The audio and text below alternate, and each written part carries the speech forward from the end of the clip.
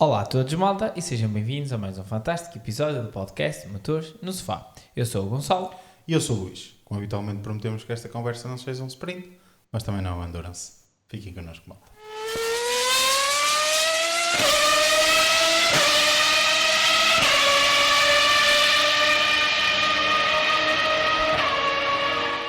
Pois, malta, estamos então de regresso aqui para a análise ao Grande Prémio de Singapura. Este Grande Prémio, a pole position foi conseguida por George Russell. George Russell também conseguiu a vitória da corrida. Max Verstappen em segundo lugar e a fechar o pódio, Lando Norris. Em quarto lugar, Oscar Piastri e a fechar o top 5, Kimi Antonelli. Gonçalo, antes de mais, temos que começar pelo tema óbvio, não é? Que é parabenizar a McLaren pelo Campeonato do Mundo de Construtores, não é? Sem dúvida, acho que parabenizá-los, acho que agora aqui foi quase, pronto, colocar um selo por cima de algo que era já bastante garantido, parecia que era uma questão de tempo, diria que era uma questão de tempo desde a primeira corrida da temporada, em que percebemos que este McLaren era o carro a bater. Era o carro a bater. Digo isto desde o início da temporada porque se calhar durante a pré-temporada poderíamos achar que a Ferrari estaria bastante ao nível dos McLaren devido ao que se tinha passado no ano anterior, em 2024 e como terminou a temporada, mas rapidamente se entendeu que a Ferrari não tinha e não tem tido. Sim. E não me parece que vá ter. E agora já é impossível, não é? Mas não estava nesse nível. A Red Bull com um piloto, os próprios Mercedes também longe, então notava-se que seria um passeio para a equipa McLaren conquistar o título de construtores e neste momento é o 10º título. Estão isolados no segundo lugar, né, no ranking histórico, né, de títulos conquistados, com 10. Passaram agora ao Williams. O ano passado igualaram e este ano passaram. Estão agora a 6 dos 16 da Ferrari. Podemos dizer que já era a segunda equipa mais bem sucedida da Fórmula 1, em termos de vitórias, composições e tudo mais. Mas em termos de títulos, era por acaso um dado engraçado, malta, que em termos de títulos, a Williams surreal. Era até o ano passado, tendo em conta e até este ano, não é? Pronto.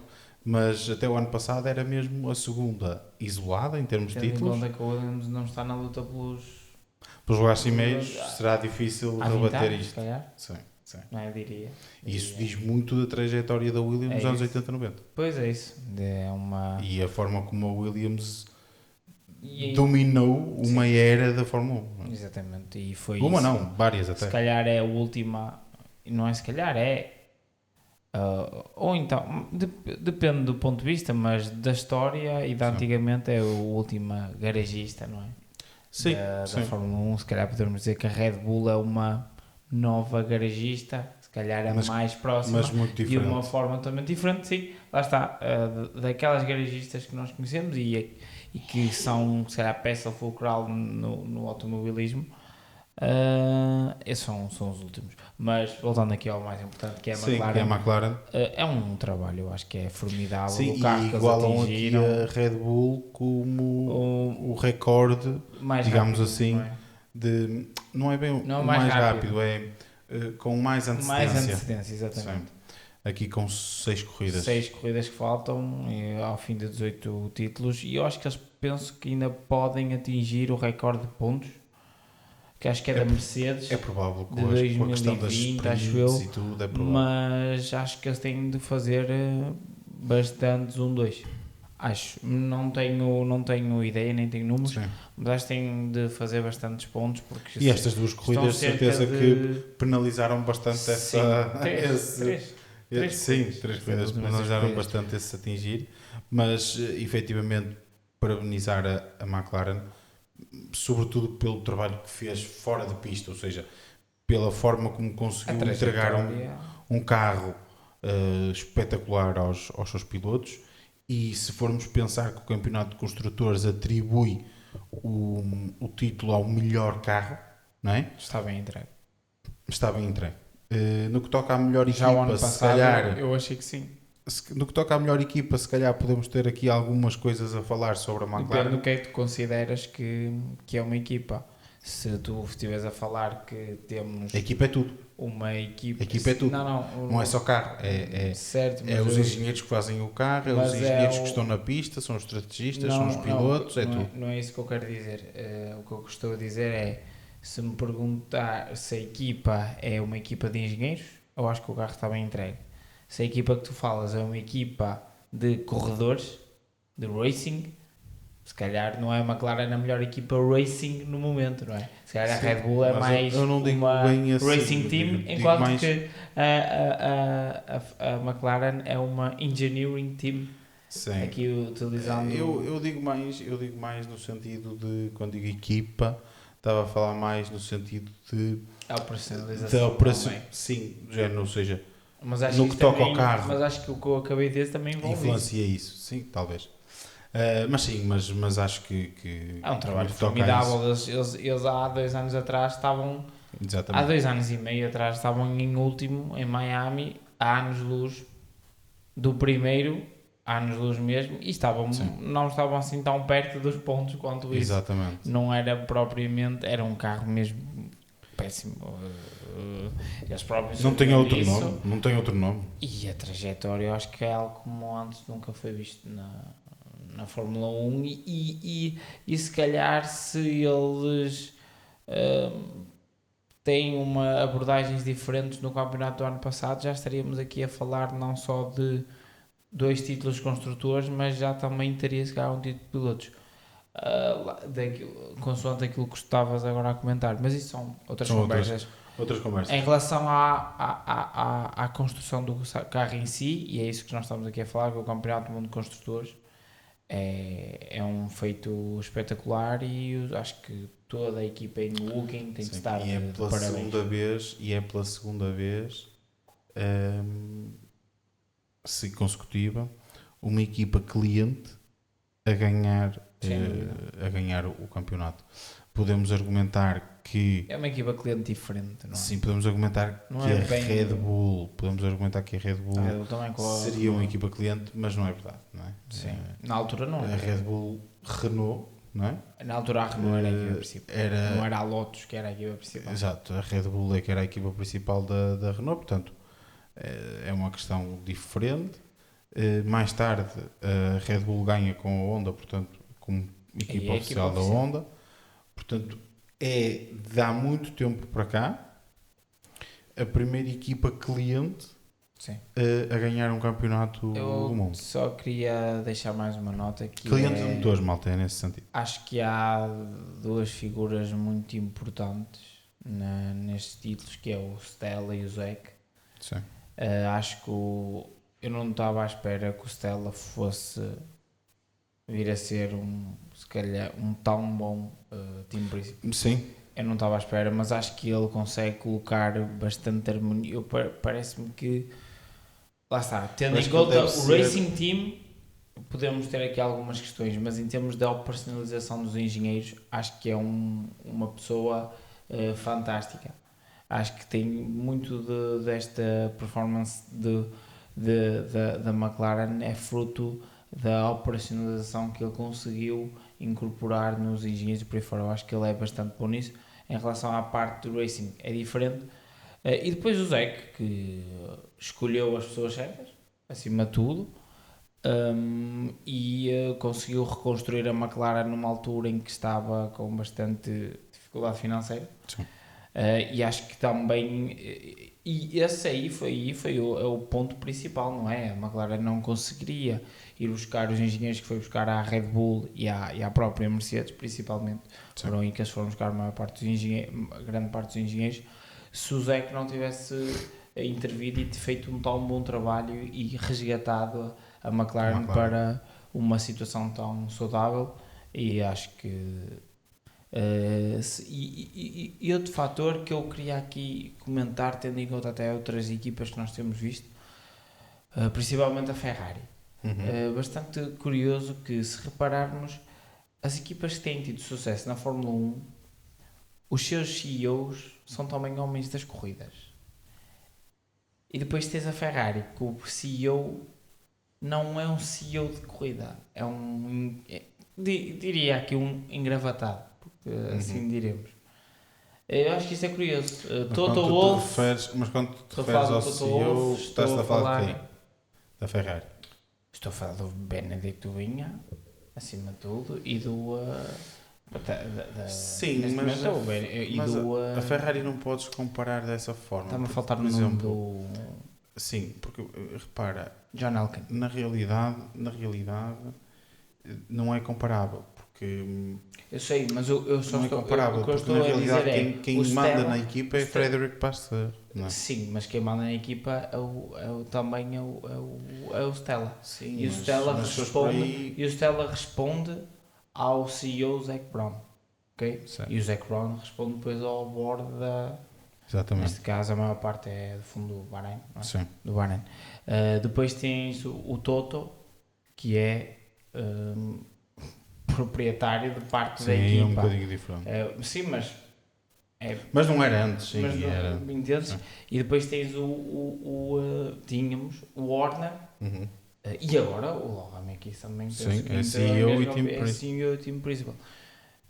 E curiosamente são as últimas 3 equipas que reinam a Fórmula 1, enquanto tens na Ferrari o Vasseur, que é o team principal, e o CEO, ou seja, a quem ele responde logo a seguir, não é o homem das corridas. Ou seja, só queria trazer aqui este fator para trazer. Sim, mas eu aí, por acaso, acho que não é esse o problema. Mas, sim, eu acho que é parte do problema também. São as posições, são as que tomam as decisões. Sim, mas. Mas queria trazer aqui para. Achei um facto curioso, foi eu que me lembrei disto. Interessante.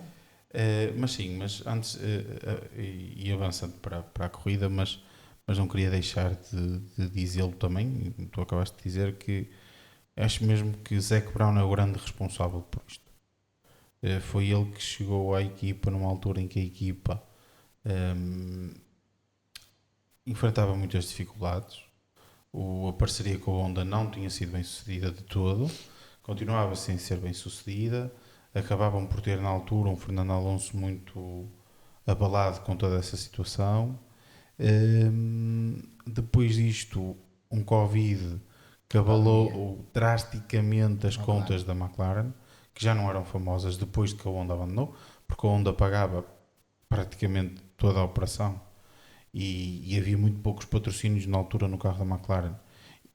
E a decisão de abandonar a Honda trazia este peso que é: ok, nós vamos abandonar a Honda na perspectiva de ter melhor performance, mas isso quer dizer que deixamos de ter aqui a nossa fonte de rendimento, e que era praticamente a única naquela altura. Mesmo assim, Zac Brown demonstrou uma tenacidade, e se calhar por ser aquilo que tu estavas a dizer, por ser um racer e querer ganhar corridas, tomou essa decisão. Acabou com a Honda. Entretanto aparece o Covid e foi muito difícil para a McLaren. Aliás, tiveram que vender o edifício numa operação de sell and leaseback. Ou seja, eles vendem e com um acordo de aluguer de longa duração. Uma operação que foi muito bem conseguida por parte do Zac Brown. E no meio disto tudo, conseguir a recuperação económica, não é? No fundo, através de títulos. E foi isso que fizeram. Conseguiram patrocínios, conseguiram trazer engenheiros, conseguiram reestruturar a equipa, e acho que a cereja no topo do bolo no meio disto tudo foi André Stella. André Stella foi a pessoa, a meu ver, que conseguiu interligar isto tudo. No final, que conseguiu trazer a equipa coesa. E resultou no carro dominador que tivemos. E, portanto, são sem sombra de dúvidas a equipa merecedora do Campeonato do Mundo. E agora vamos ver como é que fica isto, não é? Como é que fica aqui o Campeonato do Mundo de pilotos. Já acertei mais uma das minhas previsões lá nos meus quadradinhos. Já tenho lá alguns acertos. Jogaste pelo seguro. Sim, joguei pelo seguro, mas pronto. Mas tenho ali já alguns quadradinhos completos. Bem, para quem não souber o que estamos a falar, malta, passem no nosso Instagram, está logo lá fixado um quadradinho meu e um quadradinho do Gonçalo, com umas apostas que nós fizemos no início do campeonato. Mas bem, Gonçalo, vamos avançar então para a análise da corrida, propriamente dita, que embora tenha sido uma corrida relativamente monótona, estranhamente para Singapura, não é? Mas que tem aqui alguns pontos interessantes para falarmos, no que toca principalmente a estratégia. Mas antes disso, a meu ver, temos que falar de George Russell. Sim. Acaba por ser uma corrida que George Russell domina praticamente a corrida toda, não lidera as voltas todas, porque quando parou acabou por abdicar da liderança ali por algumas voltas, mas a verdade é que isto se assemelhou muito a um domínio tipo Grand Slam, não é? Sem dúvida, eu acho que é uma vitória inesperada. Acho que Sim. Não há outra maneira de colocar isto. É uma pole position inesperada e uma vitória para começar completamente inesperada. Primeiro, a pole position é conseguida de forma, diria entre aspas, tranquila. Sim. Bastante, uma vantagem. Com uma vantagem muito confortável. Relativamente muito confortável. E depois o domingo... Muito estranho para aquilo que têm sido as últimas qualificações. Exatamente. E depois o domingo foi o George Russell... foi mais uma grande corrida de George Russell. Uma corrida em que ele não erra. Ele é um piloto muito mecânico. Acho que ele é um piloto... E principalmente esta época, ele está... Eu acho que o Russell atingiu o seu pico. Acho que está Quer dizer, não sabemos se este será o pico dele, mas é o pico até este momento. É o pico. Acho que ele está num momento de forma espetacular. Eu diria que esta temporada, para mim, há 4 pilotos que saltam à vista: o Max, o Russell, Alonso, e acho que o Leclerc está a fazer uma grande temporada para o carro que tem tido. Mas o Russell e Max têm sido os únicos que conseguiram bater os campeões do mundo em título. E falo isto de equipas. Sim. Os dois McLaren. George Russell já bateu por 3 ou 4 vezes, penso eu. O Max já 8 ou 9, algo assim do género. Com carros que supostamente, e até esta corrida, eram inferiores ao McLaren. Mas acima de tudo, esta corrida vem aqui estragar mais um pouquinho as previsões, porque o próprio George Russell diz que se houvesse corrida no início da temporada que ele perguntasse qual é que não vais ganhar de certeza, era esta. Ele disse Singapura. Ele disse isto no final, ele disse isto nas entrevistas. Exato. E isso era um bocadinho o que nós todos achávamos, tendo em conta as performances que os Mercedes e que principalmente este carro teve no ano passado, em que era um carro com bastante dificuldade quando as temperaturas eram mais elevadas, tanto na pista como no ar, o que muito provavelmente daria ali alguns problemas, quer na refrigeração se calhar do motor, na própria refrigeração dos travões, e claro, o desgaste do pneu, acima de tudo. Mas tudo isso foi contrariado este fim de semana, porque eles acabam de ganhar numa das pistas, numa das corridas onde existe maior temperatura, maior umidade, maior degradação do pneu, onde a gestão de temperaturas é muito complicada, tanto nos pneus como na unidade motriz, como também nos travões. Que era outros problemas do Mercedes, que eram as temperaturas elevadas no motor. Exatamente, ou seja, e ele domina o fim de semana. A minha questão, e eu acho que é perceber se a Mercedes deu aqui um stepzinho acima. E outra questão que eu me faço agora é, eu acho que a Mercedes não conseguiu ainda descobrir todo o potencial deste design deste carro. A Mercedes já está no segundo ano com este tipo de filosofia, e aqui eu questiono-me, lá está, os 2 primeiros anos. O que teria sido a Mercedes, se calhar, se fosse este a filosofia inicial desde 2022. Teríamos, se calhar, a Mercedes aqui hoje em dia ao nível da McLaren, porque estamos a ver que ao longo destes 2 anos o Mercedes foi aparecendo aqui e ali em várias corridas, sempre com algum dominante, e esse dominante é principalmente as pistas onde é necessário termos bastante tração e velocidade, como este fim de semana, ou seja, e pistas como Montreal, onde é necessário ter tração na saída das curvas e até uma boa velocidade de ponta. E isso foi o que aconteceu aqui em Baku, em Singapura, mas também em Baku nós reparamos isso. Nós aqui próprio comentámos, Jorge Russell faz um ritmo de corrida muito bom.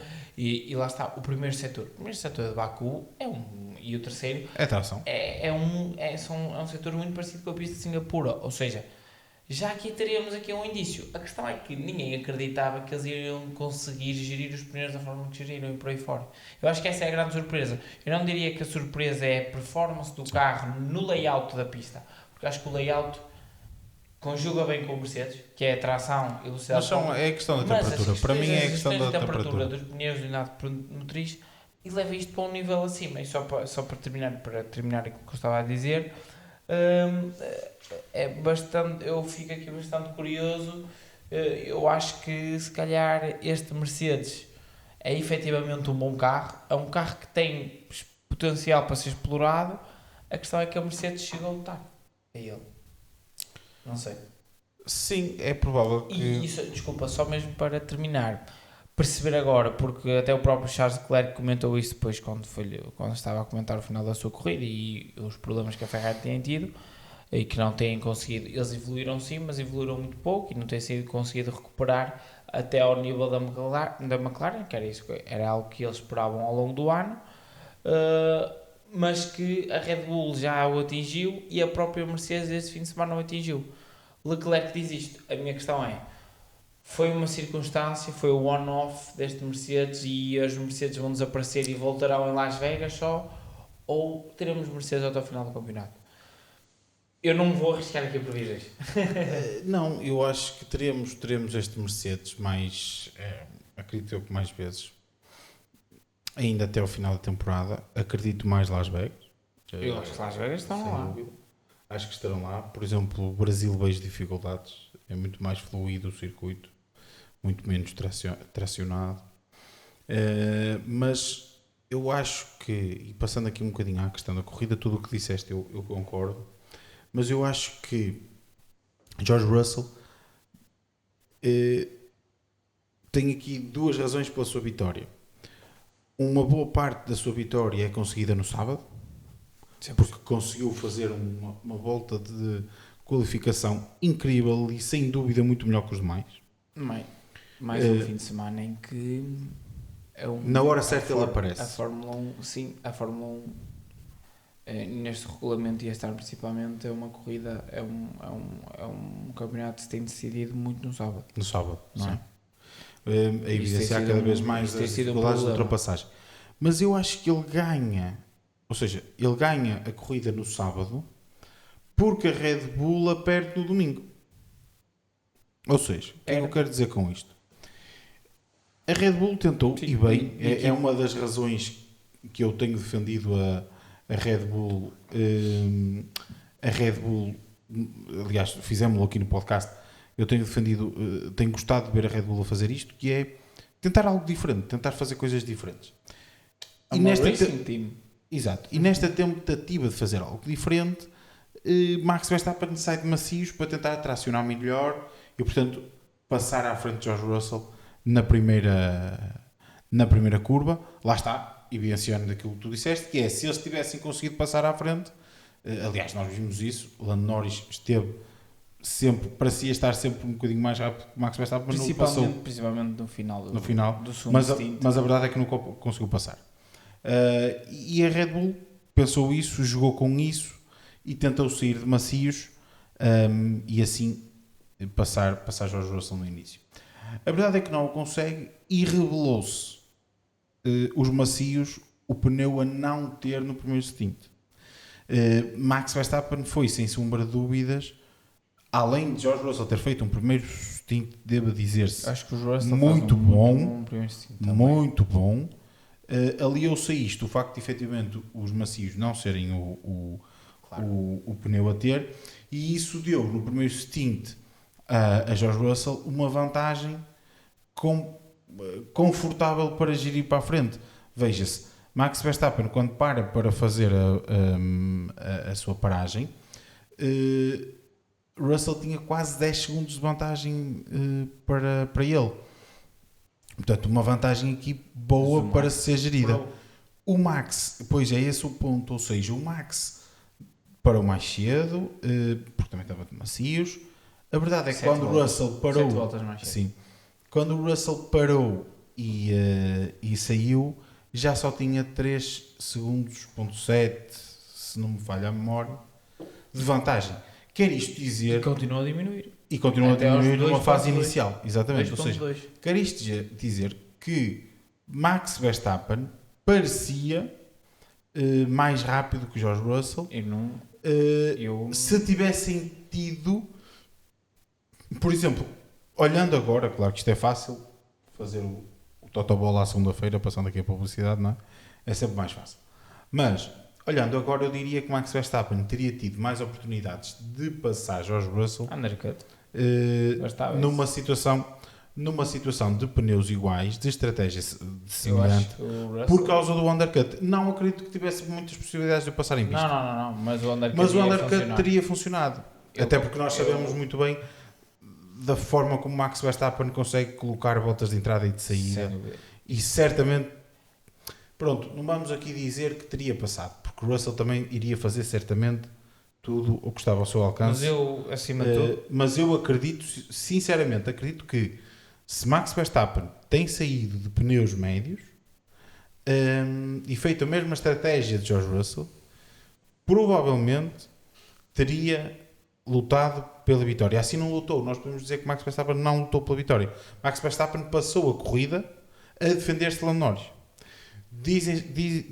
O que podemos argumentar no meio disto tudo é: se Max Verstappen tivesse lutado pela vitória, também teria lutado pela vitória Lando Norris, que desta forma não lutou, não é? Ou seja, a Red Bull desta forma teria colocado Lando Norris, ou seja, teriam-se colocado a eles próprios também na possibilidade de sofrerem o undercut.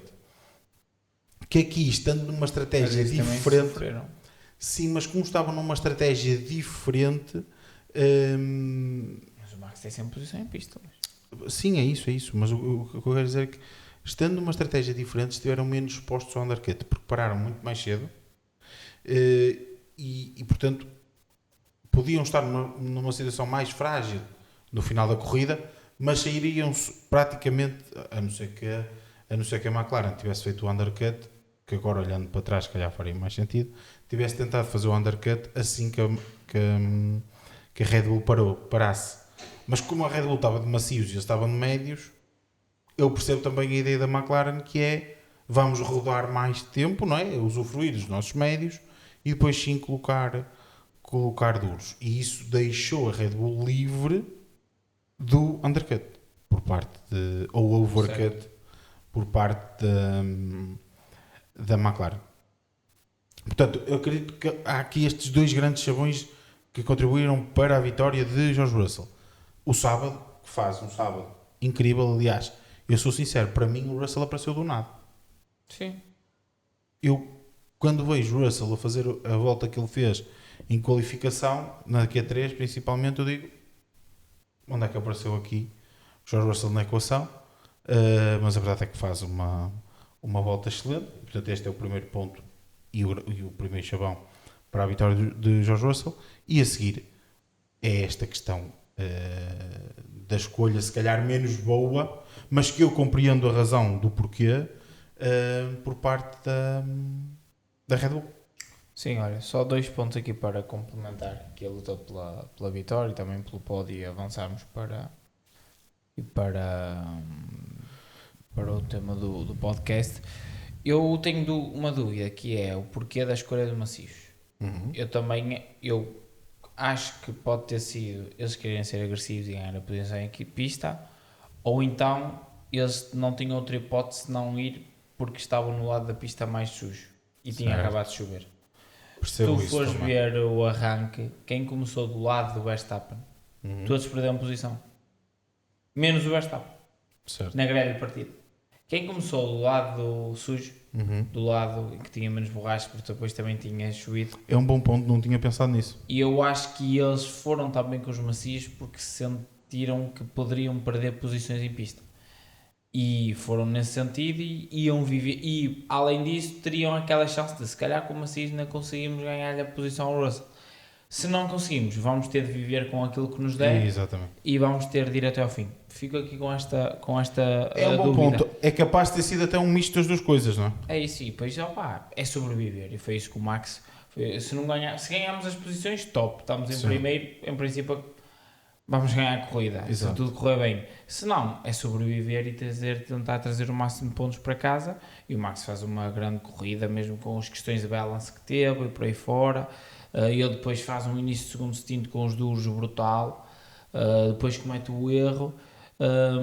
Mas como até nós já comentámos em off, se calhar já tu próprio disseste, se calhar ele já estava no limite, ele ao cometer aquele erro ele estava já demais, ele mesmo que se calhar não comete aquele erro, se calhar poderia ser um risco. Eu tenho ideia se calhar que o Max... por um lado ainda bem que ele comete o erro, porque eu acho que ele aí se calhar tal como tu disseste, se calhar percebe-se de que está demais. E é preferível trazer 18, ganhar 3 pontos ao Norris e 6 pontos ao Piastri. Sim. Porque basicamente, se pensarmos bem, o Max é como se tivesse quase ganho a corrida e o Piastri em segundo. Sim. São 25, 18 pontos. Sim. Ou seja, ele no final das contas sai aqui um fim de semana muito positivo, porque a Red Bull no grande prémio em que tem mais dificuldade, saiu acima dos rivais, saiu acima da McLaren, dos principais favoritos. Sem dúvida que... Não, acho que foi aquilo que tu disseste, até comentámos-lo. Acho que o Max rodou no limite praticamente a corrida toda. Claro. Aqueles segundos todos que corta até à paragem, não é, do Russell, vem muito por aí, porque vai no limite. E aquilo foi um aviso. E o Max tinha duas opções, e isto revela também uma maturidade do Max que não tínhamos noutras alturas de Max, ou do Max antes dos campeonatos do mundo, não é? E provavelmente o outro Max teria continuado a puxar, e provavelmente se calhar até poderia acabar no muro. Pois, é isso. Assim não, assim foi como tu disseste. Foi praticamente ele, em termos de campeonato, ele foi o vencedor do Grande Prémio. Eu acho que sim. Em termos de campeonato, esta é a verdade. Ele foi o vencedor do Grande Prémio. E a própria Red Bull, não é? Agora, acho que ele sai daqui como vencedor do Grande Prémio, porque a McLaren, mais uma vez, tem um fim de semana que não é bem conseguido. E não é bem conseguido. Aqui, neste caso, se eu tenho criticado noutros pontos, nas últimas corridas, a falta de soluções por parte da equipa, aqui achas que foi? Eu acho aqui foram os pilotos.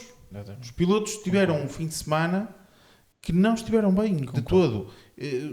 Não é possível virmos assim. Não é possível virmos a retirar o extra do carro. É isso. Não é possível virmos a Singapura. Fazer, Exato. É impossível virmos a Singapura, termos um McLaren nas mãos e ficarmos atrás de Mercedes e de Red Bull. Não faz sentido. Concordo. Tivemos claramente uma falta de performance por parte dos pilotos da McLaren. Tivemos ou temos tido? Eu já não quero entrar por aí. Eu acho que temos tido, mas não quero entrar por aí. Digo, a pressão está a aumentar? Provavelmente. Não é? Acho que sim. Acho que há aqui 2 pontos. Oscar Piastri, por um lado, sente-se relativamente confortável. Certo. E portanto, se calhar não tem puxado tanto. Porque tem batalhas sobre o Norris, ele consegue estar a tentar gerir, ver que as corridas vão passando e ele continua em primeiro. E, ganha, portanto, perde 1, perde 3. Está ótimo. E do outro lado, vemos o Norris não ganha a corrida. O Piastri está em quarto. O Lando podia ter ganho hoje 13 pontos, porque o Piastri fez 12. Se o Lando ganhar a corrida, são 25. Sim. Ou seja, é só para corroborar aquilo que estás a dizer em relação ao conforto do Piastri. Sim, o Piastri está confortável e tem gerido, se bem que eu por acaso nesta corrida acho que ele não geriu, nesta corrida acho que ele não apareceu. Porque a verdade, e iremos certamente ao incidente, Mas a verdade é que o Oscar não apareceu. O Lando ficou atrás do Max e parecia, nós nunca saberemos porque o Lando nunca o passou, mas parecia que o Lando se apanhava à frente do Max e iria embora. E a verdade é que tivemos um Piastri que nunca chegou a estar perto. Mais para o final da corrida começou a ganhar tempo porque Max estava efetivamente mais lento, mas a verdade é que nunca esteve lá.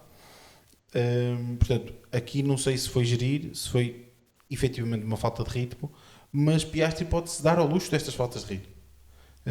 Lando não se pode dar ao luxo destas faltas de ritmo. E mais uma vez, em qualificação, o Lando falhou. O Lando não pode. Eu até podia admitir que ele perdesse a pole position para o Russell. Ou até porventura para o Verstappen, que fazem duas voltas, tanto um como o outro, muito boas. Mas tem que ficar à frente do Piastri. E do Antonelli. Sim, já nem vou falar disso. Mas pronto, mas tem que ficar à frente do Piastri. Não é admissível ficar atrás de Piastri e ainda por cima fica atrás de Piastri e atrás de Antonelli, como tu estás a dizer. Portanto, acho que o Lando fez um mau trabalho na qualificação mais uma vez. A qualificação este ano tem sido, sem sombra de dúvidas, calcanhar daqueles Lando Norris. Lando Norris não consegue extrair do McLaren nas voltas de qualificação que deve extrair e isso tem-se refletido no domingo. Apesar de tudo isto, a verdade é que nós, olhando para a tabela pontual, nós vemos que, fora o que aconteceu em Zandvoort, Lando Norris estaria em cima de Piastri. Ou até acima, eu por acaso agora não tenho aqui. Não, estaria acima. Porque acho que não. 7 pontos, Porque mesmo assim. a diferença são, ora, 336, 314, 24, são 22 pontos. Pronto. Ele teria perdido ali 7. Exatamente. Portanto, na realidade, podemos dizer que estaria a 5 pontos. Sim. Estaria a 5 pontos. Mas lá está. A verdade é que aquele infortúnio aconteceu e o Lando Norris não pode só ganhar estes bocadinhos. Estes bocadinhos que ele está a ganhar serviriam para ele dar a volta ao campeonato se não tivesse acontecido o que aconteceu em Zandvoort. Mas com aquilo que aconteceu em Zandvoort, o Lando tem que ganhar mais pontos a Piastri. Tem que fazer melhor que Piastri. E acima de tudo tem que ter noção de uma coisa. Tem que fazer melhor que Piastri em qualificação, porque em corrida já percebemos, e falamos aqui várias vezes sobre isto, que quem estiver à frente é quem vai estar à frente. Mas eu já não falo nesse sentido. Mas eu já não ando por aí em relação à corrida. Já nem falo na estratégia, já não falo dessa história da McLaren. Eu falo da história de que não consegues ultrapassar. Sim, ainda tens essa. Essa é que é a questão. Ainda tens essa. Essa acima de tudo é que é a questão. É que se eu tivesse DRS e eu conseguisse passar, não havia ordens de equipa, tudo bem, mas eu estou mais rápido que ele. Ligo o DRS na reta, passo o carro. Exato. O engenheiro não vai saltar para dentro da pista. Sim, nesse aspecto eles são livres de lutar em pista. Já foi dito várias vezes. Exatamente. Ou seja, a grande questão é essa, que está mesmo muito difícil de ultrapassar. Veremos se estas também pistas finais até o final do campeonato poderão dar mais. Olha, Cota é uma pista muito... dá sempre boas corridas, tem muitas zonas de ultrapassagem. Temos uma reta com 1,1 km. México, temos uma reta onde é possível ultrapassar. O Brasil é uma pista que tem sempre pontos de ultrapassagens, porque é um circuito diferente, muito característico. Las Vegas é uma pista de muita velocidade, tem os DRS, ou seja, estas pistas finais vão dar zonas de ultrapassagem. Pode ser que tenha.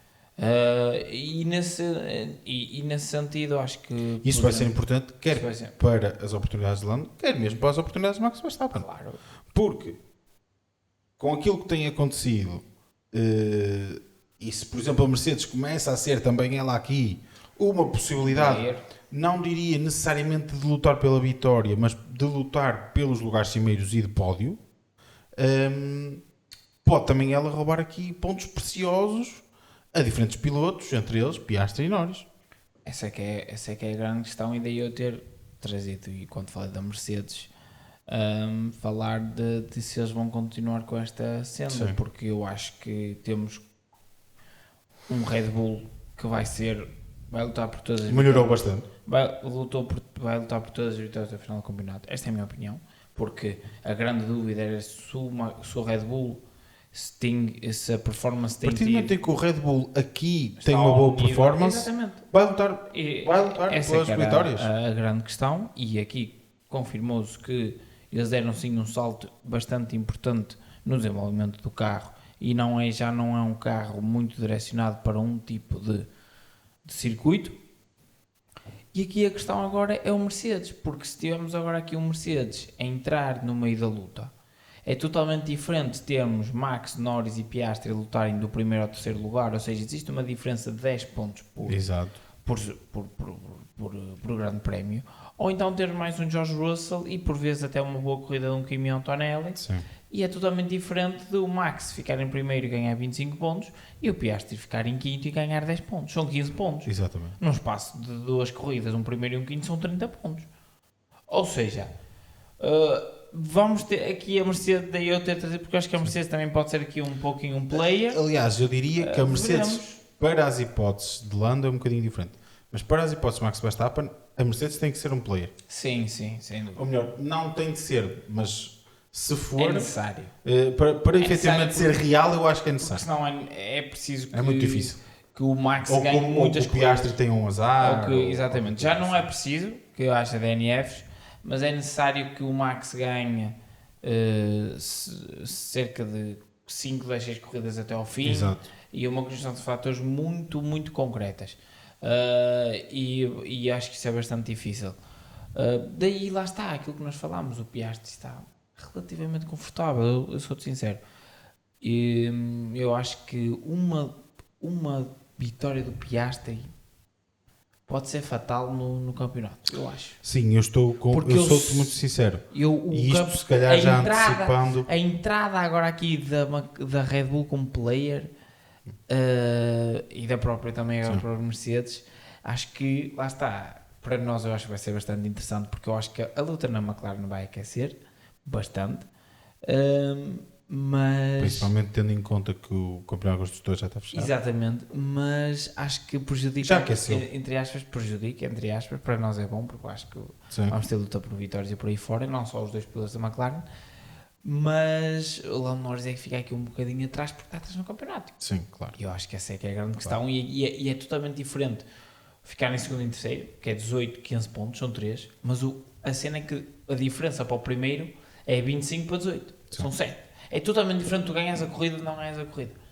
E lá está, aqui mais um fim de semana em que o Norris não ganha, é George Russell a ganhar, já vamos com 3 fins de semana consecutivos em que o Lando Norris podia ter vencido e ter ganho bons pontos a Piastri e não, veremos. Antes de irmos ao momento quente entre os dois pilotos da McLaren e ainda sobre a corrida, embora já tenhamos mudado aqui um bocadinho o foco também para a questão do campeonato, falar ainda um bocadinho da estratégia, porque eu acho que houve aqui 2, 3 pilotos que fizeram o que foi a estratégia ideal, a meu ver, que foi diferente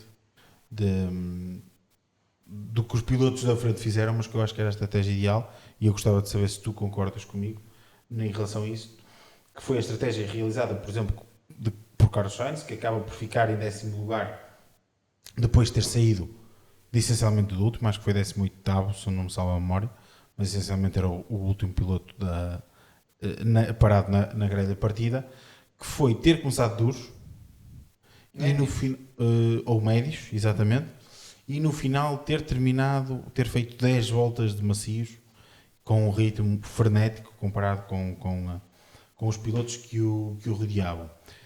Nós vimos um glimpse disto também em, por exemplo, Lewis Hamilton, que teve aqui uns constrangimentos no final da corrida que já lá vamos, mas que até esses constrangimentos acontecerem, ele conseguiu recuperar o tempo perdido na boxe, a desvantagem que tinha, mais a desvantagem que já tinha para Charles Leclerc, e ultrapassá-lo, ou melhor, não chegou a ultrapassar, mas isso é outra questão. Portanto, parece-me que o pneu macio não funcionou num primeiro stint com Max Verstappen, mas funcionou como o último, ou seja, quando o carro estava mais leve, como o último pneu a ter. Sim, acho que esse foi um ponto, uma estratégia bastante interessante para o Sainz. Acho que do Hamilton, acho que era, em relação à Ferrari, foi um pouquinho um no-brainer, porque Sim, foi fruto do que aconteceu a corrida. Tinha uma paragem Sim. de borla. E acima de tudo, o curioso que parece-me foi o primeiro, não é o primeiro, mas parece-me que os macios agora, nós até o ano passado, era um pneu que não era utilizado. Não contava para a contava. corrida. E parece-me que agora tem sido um player e tem vindo a ser cada vez mais um player no final das corridas. Sim. É aquilo que nós falámos de ter um pneu no final que é muito mais rápido. Sim. E que permite ganhar, sim, e ter uma diferença de performance elevada para te permitir ganhar o tempo que tu perdes na boxe e ainda ganhar posições e pista, tem vindo a ter-se verificado um bocadinho esse acontecimento nestas últimas corridas com o pneu macio. E temos visto as equipas cada vez mais, desde Monza principalmente, a utilizar essa estratégia. A minha questão aqui mais, e acho que isso é bastante interessante, e acho que é bom para as corridas, temos esta boa performance, esta possível escolha por parte dos pilotos no final da corrida, porque acho que anima bastante o último stint. Em sentido contrário, acho que é um bocadinho os médios e os duros. São muito semelhantes, não é? Pois, eu acho que é mais a questão, os duros servem então para quê? E eu esta corrida fiquei com essa sensação. Não é? Que os duros... O ideal é ter, porque a durabilidade dos médios e dos duros é a mesma e os médios têm mais performance. Exato. Ou seja, a minha questão aqui mais... Quase que me parece, e com aquilo que aconteceu, ter feito aqui médios macios era o que o ano passado aconteceria muitas vezes quando fazíamos dos médios. Sim. Só que ou as equipas, porque a Pirelli não mexeu propriamente nos compostos, portanto as equipas provavelmente encontraram coisas, não é? Para conseguir gerir ainda melhor os pneus, provavelmente, não sei, estou aqui não tenho mesmo dados sobre isto, estou só a divagar um bocadinho, mas talvez tenham conseguido dar aqui as voltas aos pneus e a verdade é que os fazem ter uma durabilidade brutal e torna isso. E é outro, ou seja, se já as corridas são monótonas porque são difíceis de ultrapassar, quando temos menos estratégia, que é o que tem acontecido, basicamente temos feito uma paragem e é isto. Em todas as corridas. E muitas das vezes com pneus que duravam uma corrida inteira. Sim, só param porque é obrigatório. Exatamente. Monza foi isso que aconteceu. Foi isso que aconteceu. Acho que tem sido, efetivamente, corridas, tem contribuído para que as corridas também sejam elas monótonas. Mas efetivamente queria trazer este ponto porque acho que sim, acho que foi uma estratégia muito bem conseguida por parte da Williams para conseguir trazer Carlos Sainz cá para cima e que, a meu ver, era efetivamente a estratégia a definir e a utilizar. Gostava de ter visto um dos pilotos da frente, quer ou o Russell ou o Verstappen ou o Norris a fazê-lo, só para percebermos se a dinâmica seria ligeiramente diferente. Mas acabou por não acontecer. É o que é. Avançando agora um bocadinho, mas na realidade recuando na timeline para o início da corrida e para a primeira chicane, não é? Temos um momento quente da noite entre os dois pilotos da McLaren e é o toque entre Lando Norris e Oscar Piastri. Se eu achava que Lando Norris esteve mal mais uma vez na qualificação, tem sido recorrente no que toca a Lando Norris, acho que pela primeira vez nesta temporada vi um Lando Norris agressivo no arranque, como já devia ter sido desde o início do campeonato, se queria lutar com o Oscar Piastri e estar na frente. E foi a primeira vez que o fez. Acabou por haver um toque, que a meu ver é um toque normal, de início de corrida, mas que deixou o Piastri muito, muito descontente. Sim, Luís, é assim, eu não tenho muito a dizer sobre o acontecimento. É um incidente de corrida, continua a corrida. É isso. É assim, Eu peço desculpa se não estou a ser muito efusivo, mas não há nada a fazer. Eu não entendo, e acho que isto é um bocadinho. São os fãs de pilotos e não os fãs de corrida a querer criarem aqui caos onde ele não existe. Certo. O Piastri deixou o interior aberto, o Lando colocou o carro. Como qualquer piloto faria. Depois, quem acha que o Lando tocou de propósito no Piastri para colocar o Piastri na parede, nunca viu corridas na vida, porque a probabilidade do o Lando também ficar lá e estragar a própria corrida é tão mais alta de como colocar o Piastri na parede. Ou seja, não há tema. Não há tema. A questão é esta, é o porquê.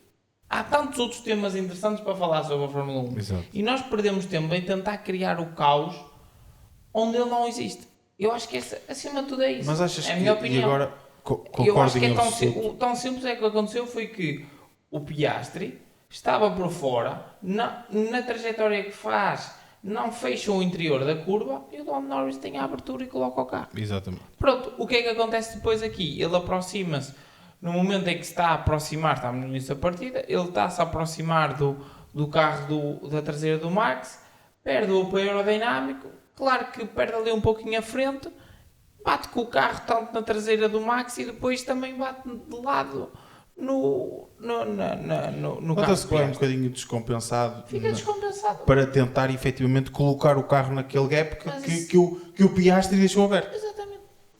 É tão simples. E esse descompensar só acontece porque o Max está ali à frente. Sim. Se o Max se o Max não tivesse, ele não perde o carro. Como é óbvio. Eu concordo em absoluto contigo e trouxe isto mais, porque também achava que era isso que ias dizer, trouxe isto mais para te perguntar se achas que faz sentido a reação de Piastri no meio disto tudo. A reação de Piastri após o acontecimento, eu percebo, são pilotos, estão ali e naquele momento, no calor do momento, aquilo afeta bastante. Mas o Oscar Piastri... Até porque eles estão dentro do carro, ou seja, eles não têm a mesma percepção que nós. Portanto, aí parece-me completamente normal. Não é esse o meu ponto. O meu ponto, e regressando ao início da nossa conversa, e à questão da luta pelo campeonato, do facto da McLaren já ter fechado o campeonato de construtores, o Oscar Piastri tem um gesto à chegada ao pit lane, não é? Ao parque fechado, já depois de estar parado. O Zé que está no rádio a falar sobre o título de campeão de construtores da McLaren e a agradecer a Piastri, pronto, a celebrar, não é? Ali a conquista do título, e o Oscar Piastri desligou o rádio. Não achas que todo este frenesim é criado também? Porque naquele momento, a meu ver, já passou uma corrida inteira. O Oscar Piastri não tem motivos para estar tão zangado como estava. Ele ainda não vê as imagens. Nada, tem motivos para estar, se calhar, zangado com a sua corrida. Isso, estamos completamente de acordo. Qualquer piloto naquela posição, principalmente sendo que estás a liderar o campeonato, tens o melhor carro, qualquer resultado que não seja pelo menos um pódio é de ficar frustrado. E isso tudo bem. Mas chegar ao ponto de não ter depois de uma corrida, de ter passado a corrida toda, de não ter de desligar um rádio quando uma equipa está a celebrar o título, acho que também não é uma atitude correta por parte de Piastri e que alimenta esta confusão e todo este frenesim à volta do incidente. Acho que ele é o primeiro a criar essa confusão. Porque eu desligar do rádio, e assim também acabo por dizer aquilo que tens a dizer sobre o assunto, e depois deixo-te falar, é que eu considero o desligar do rádio, honestamente, uma falta de respeito para com a equipa que está, sobretudo, em walking, não é?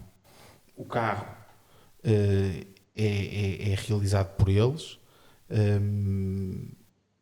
e este título significa muito para esses engenheiros, não só em termos de conquista, não é? Porque foi o produto que eles conseguiram entregar que conquistou o Campeonato do Mundo, mas também até em termos financeiros, com os prémios que recebem. Portanto, é uma altura de grande celebração para toda a equipa. Claro que o título de pilotos também o é. Mas o título de equipas, não é? O título de construtores é que é o grande título para estas... Para a equipa como um todo. E eu sinceramente acho que é um bocadinho falta de respeito naquele momento em específico, sobrepor o teu egoísmo enquanto piloto, que ainda por cima acaba por ser uma corrida em que ele, a meu ver, ele sai vencedor daqui, mais uma vez, porque é mais uma corrida que passou e o Lando só lhe ganhou 3 pontos. Apesar de tudo isto, só lhe ganhou 3 pontos. Eu continuo a achar que ele, já de umas corridas para cá, ele tem sido sempre o vencedor da corrida nesse pressuposto. Ele não tem razão, honestamente, ele não tem razão nenhuma para ter aquela atitude. E foi a primeira vez que eu vi um piloto ter esta atitude. Nós falamos muito que há determinados pilotos que têm atitudes mais agressivas, como Max Verstappen ou Fernando Alonso. Atitudes ou pronto, se calhar a forma como falam são um bocadinho mais agressivas. Mas acho que nenhum deles naquela situação tinha feito uma coisa daquelas. E, portanto, para mim, ao ver aquilo e ao refletir naquilo, parece-me que é Oscar Piastri que está também ele a alimentar esta confusão que foi criada à volta do incidente. Olha, eu não tenho muita opinião sobre isso. Não sei. Eu sou sincero. Acho que é uma conjunção de fatores de que ele está chateado com a corrida que fez. Segundo, continua chateado com o momento da primeira curva. Não é porque passou uma corrida que ele está de cabeça fria, pelo contrário. Ainda está mais quente porque fez a corrida toda, não conseguiu recuperar nada, ainda ficou mais longe. Está cansado, psicologicamente desgastado, ou seja, por passar a corrida toda, acho que não faz o refresh na mente, pelo contrário. E depois, eu acho que é... Não digo com isto que concordo com a atitude dele, não é isso que eu estou a dizer. Mas depois é um pouquinho... Parece-me que foi aquilo que nós falámos no início do campeonato. Era um título anunciado. E acho que isso também se percebe um pouquinho. Eu não sei, eu não vi as comunicações do Norris, não sei se ele, como é que ele respondeu, ou se respondeu com respondeu Alan Norris de forma efusiva e contente da equipa, mas pronto. Isso já sabemos que depois isto a forma do Norris, a personalidade do Norris é uma personalidade completamente diferente, não é? Ou seja, se me perguntares, fica bem ao Piastri, sim, mas lá está, também não irei fazer, não me parece que seja um tema para mim, até porque depois, e eu só vi, eu a parte do rádio não tinha visto, vi só depois o momento em quando ele vai ter com o Stella e com a equipa e festejam juntos e por aí fora, ainda depois de sair do carro, ou seja, lá está, se calhar naquele momento ele, no momento em que carrega no botão, arrepende-se, não é? E não julgo, mas não julgo ao mesmo tempo, entendes? Acho que é um ato que não é bonito, mas também, tal como não acho que seja em circunstâncias diferentes, a parte no momento do acontecimento com o Norris é um caso, acho que aqui não parece que seja um caso, porque acho que na equipe e por aí fora todos gostam bastante do Piastri. Acho que foi um momento quente, que ele se calhar pode-se ter arrependido e depois daí ter aquela efusividade quando vai ter com o Céu e por aí fora, se calhar. Sim, eu com isto não estou a dizer que, como é óbvio, não estou a dizer que acho que o Piastri não estava contente pela equipa de todo, não é isso que eu quero dizer. E acho que é um pouquinho... Acho que nós temos que, quando nós somos líderes de equipa... Eu concordo, mas só mesmo para terminar, e acho que é um bocadinho fruto, acima de tudo, acho que é mesmo, tem a ver com o que aconteceu na corrida e depois de ser o título anunciado. Para ele, para o independentemente disso, eu não estou a dizer que que ele não estava contente pela equipa. É óbvio que estava. E isso não tem qualquer tipo de dúvidas.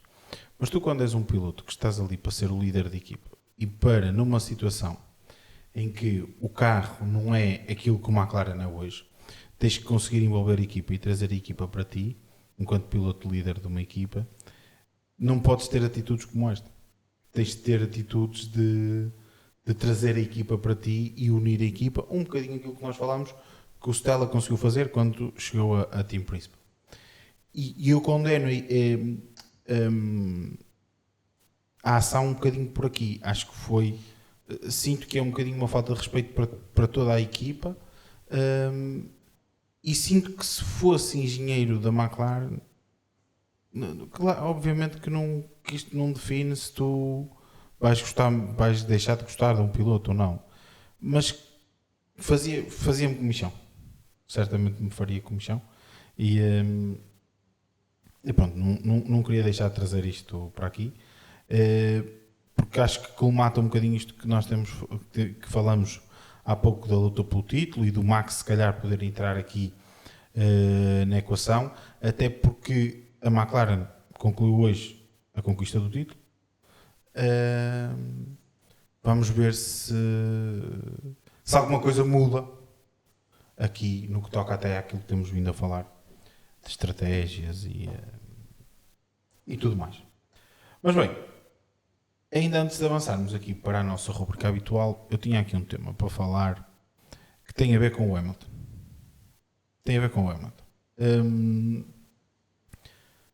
O Hamilton ficou sem travões nas últimas voltas, não é? E no meio disto tudo acaba por fazer a corrida, ou as últimas duas voltas, praticamente sempre fora da pista. E com isso levou os 5 segundos de penalização, etc. Tudo bem. E gerou-se aqui uma onda de... Esteve o Hamilton bem em continuar, esteve mal, esteve a direção de prova bem em dar a penalização, sim ou não. Eu confesso que eu próprio também estou aqui com algumas dúvidas e gostava de ter a tua opinião relativamente a isto.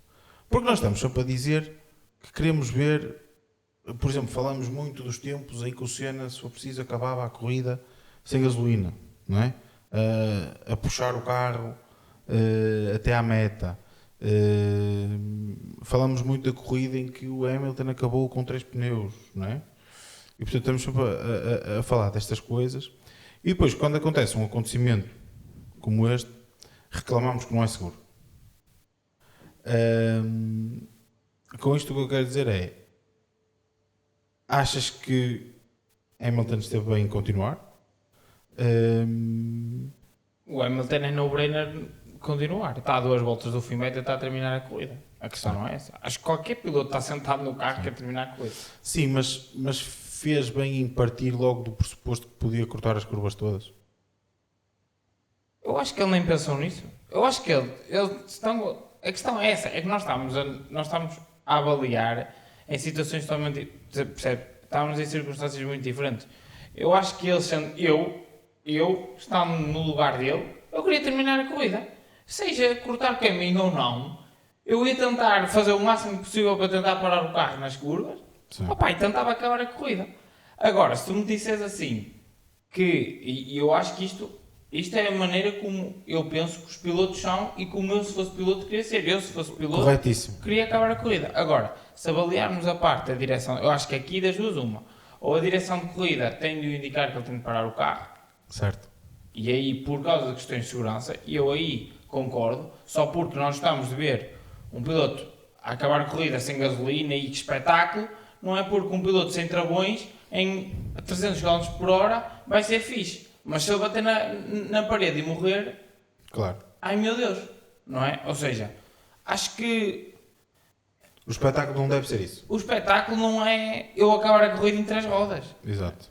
Mas isto é a minha opinião. Eu concordo. Nem é eu ter saído do carro e empurrar o carro até a linha de meta. Acho que não, nem é eu andar aqui feito maluco, quase a bater nos muros todos para acabar a corrida. Agora, como piloto, eu acho que qualquer um deles ia fazer isso na situação, seja que o piloto for. Sim. O Alonso reclama do Hamilton, mas o Alonso na posição... Fazia a mesma coisa? O Alonso... Ou pior. Pior, não é? Claro. Entre aspas. E isso ele louva os pilotos. Sim.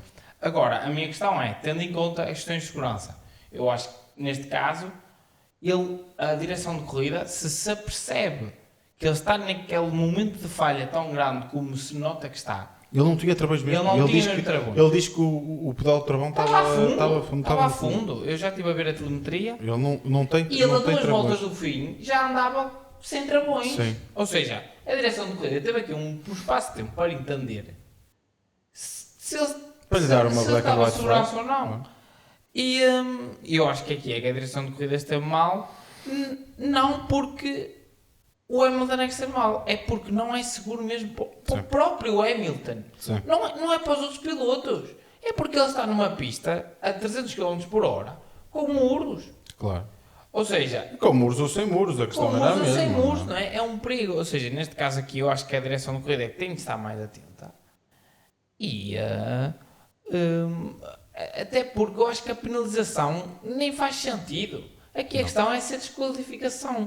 A questão não é ser penalizado 5 segundos porque fiquei sem travões. Então, mas a culpa é do piloto? Não, coitado do piloto. Ele não estragou. Sim, mas aí Então, a é uma penalização... penalização à equipa. Não é uma penalização Pela sequer falha, não à é? equipa. A penalização é track limits. Sim, exato. Que eu acho que é por aí que isto é um absurdo. E eu vou explicar porquê. Primeiro, eu concordo contigo. Acho que ele devia ter tido devia ter sido desclassificado.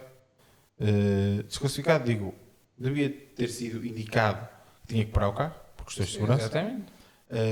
Não faz sentido, qualquer tipo de sentido, ele ter percorrido 2 voltas sem qualquer travão. É que não estamos a dizer que ele tinha pouco, não tinha nenhum.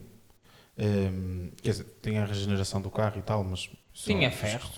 São outras Mas questões. tinha ferro. Mas são outras questões. Agora,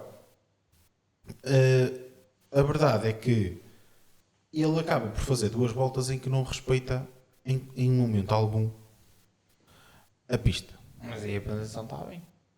5 segundos. Ok, estás a falar. 5 segundos. Aqui a questão é esta. Por exemplo, como é que o Hamilton, que no final das contas acaba em 8º, não é? Como é que fica o Berman, o Sainz, o Adjar, o Tsunoda? Sabes o que é que eles vão dizer? Ok, então para a próxima, eu chego aqui, faço a corrida toda por fora e levo 5 segundos. É isto que se vai dizer. Porque o que aconteceu foi que o Hamilton desrespeitou completamente os limites de pista durante 2 voltas e levou 5 segundos de penalização. Quando nós já tivemos pilotos que levaram 5 segundos de penalização, chegaram às boxes e só porque um macaco tocou no carro 0.1 segundos antes dos 5 segundos, levaram mais 10. Mas ele fez a corrida toda por fora e por dentro e por onde dava, que eu percebo que ele estava-se a desenrascar, é o que é, tudo bem. Levou também 5 segundos. Acho que não é justo. Sim, Luís, mas tu estás a fazer o pensamento mal. Porque... E não é que estás a fazer o pensamento mal, a questão é... Eles só levam 5 segundos porque eles antes cometem o erro de não... De não os classificar. Então, sim, concordo. O problema não está a dar os 5 segundos. O problema está antes. Sim, sim, mas o que eu começo a achar no meio disto tudo... Sim, mas o que eu começo a achar no meio disto tudo é que se algum piloto lhe desse na cabeça agora de fazer as últimas 2 voltas todas por fora, só levava 5 segundos. Se calhar tinha compensado ao Norris ter passado o Verstappen assim. Sim, mas isso não ia acontecer, percebes? Sim. Não iam dar só 5 segundos. Iam desqualificar o piloto. Está bem, mas aqui dão 5 segundos porque pela circunstância da questão, percebes? Não tem a ver com... Tenho as minhas dúvidas. Acho que, lá está, o Hamilton acho que fez aquilo que tinha que fazer, mas acho que a direção de prova falhou aqui das 2 formas. Falhou pela não desclassificação e acho que 5 segundos, ou seja, não desqualificando 5 segundos é pouco. Mas essa é a minha opinião. Vamos à nossa rúbrica. Queres começar pela surpresa? Até porque já falamos dela. Já falei dela, já falei de tudo, quase que já falámos de tudo. a surpresa é a Mercedes. Exato. Não há muito.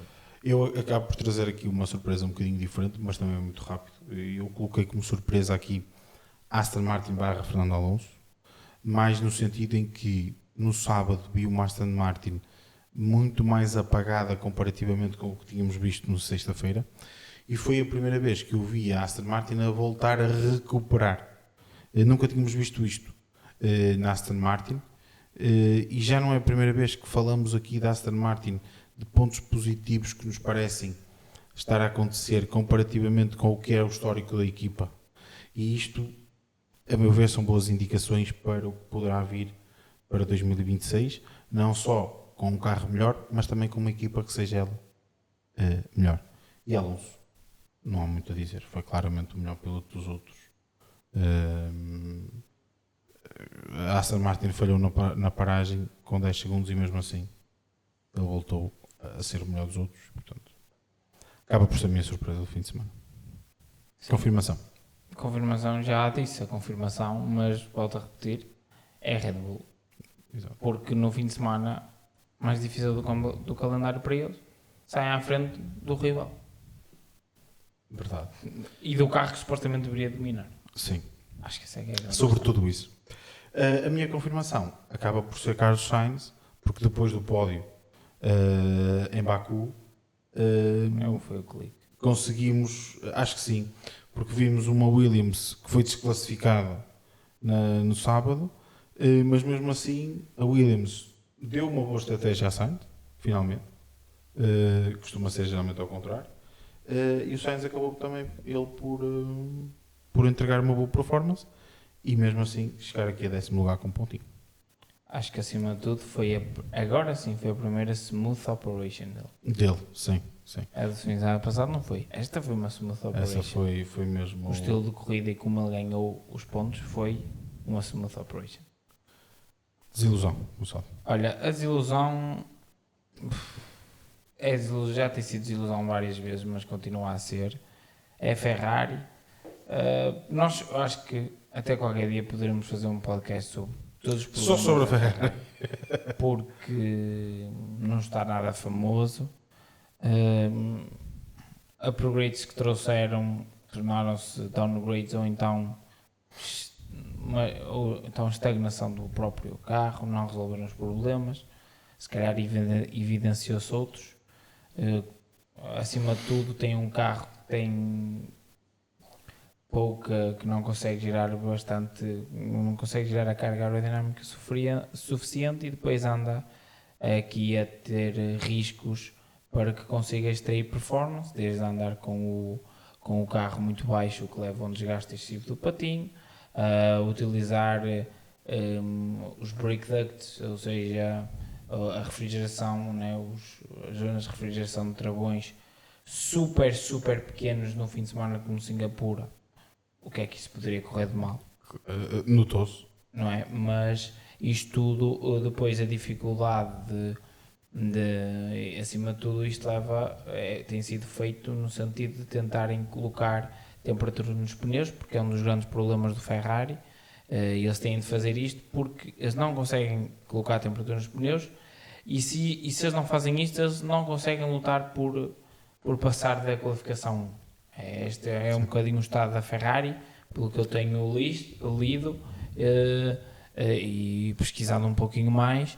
E a Ferrari anda aqui com outras tentativas de criação de estratégias para obter um pouquinho mais de performance e depois isto leva a um desgaste excessivo do carro e a depois corridas em que é necessário estar a fazer LECO, ou seja, o Lift and Coast constantemente, ou que leva a que não é necessário, que os pilotos não consigam extrair o máximo de potencial de cada stint e por aí fora.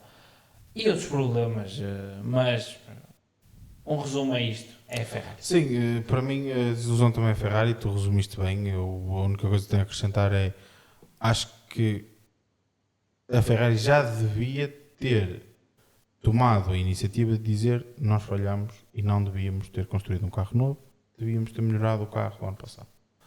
Acho que já deviam Supostamente ter. é uma melhoria. Já não é? deviam ter.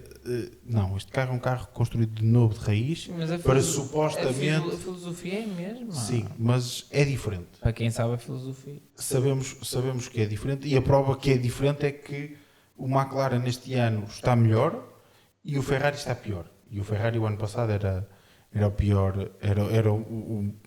a meu ver, no final da temporada era o melhor carro a par do McLaren. Eu também acho. Acho que não havia grandes diferenças, a não ser especificidades entre circuitos que podiam favorecer mais um do que outro.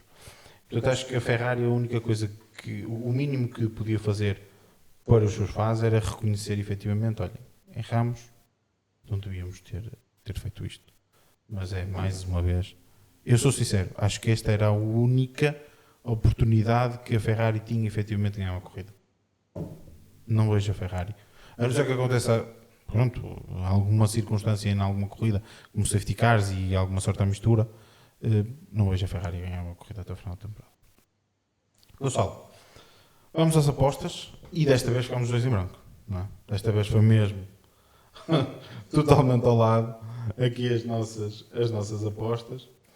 Portanto, saímos aqui em branco e agora vamos então para o Grande Prémio dos Estados Unidos, em Austin, no Texas, para o COTA.